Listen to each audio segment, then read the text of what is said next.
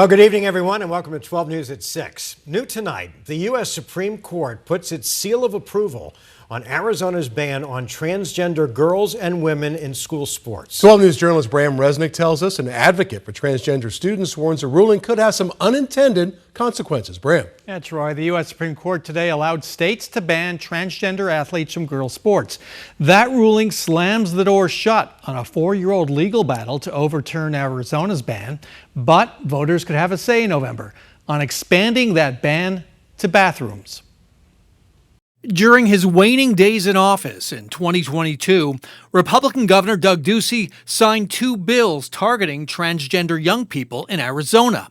One of them banned transgender athletes from competing on women's and girls' sports teams. It's about fairness, pure and simple, and it's also about protecting girls' sports. The law was blocked by a federal court, even though it was technically still on the books. It's a violation of common sense, a violation of common decency. Republican school superintendent Tom Horn defended the Arizona ban on transgender athletes in court. I understand that, and the schools can set up,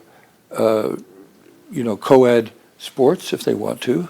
Then they could compete. The U.S. Supreme Court's new ruling allows states to ban transgender athletes from girls' and women's sports.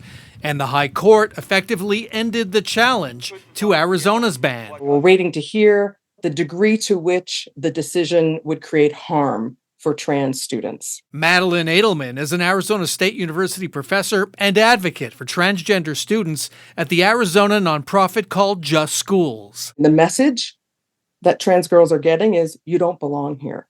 And for a country that wants to support the mental and physical health of our young people, it's kind of the opposite message. Edelman warns of unintended consequences in implementing a ban. I'm concerned not only about the message to the trans young people, but to other people who are being told, you better look, act, speak, and present yourself in a particularly rigid way, or else, your gender might be challenged. Edelman's also warning about the possibility that the ruling goes beyond athletics.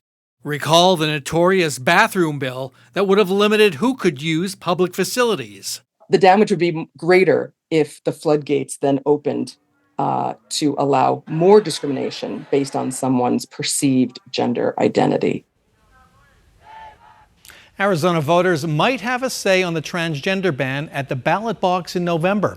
Republicans referred a proposed law that goes beyond barring transgender girls and women in school sports to curbing access to bathrooms.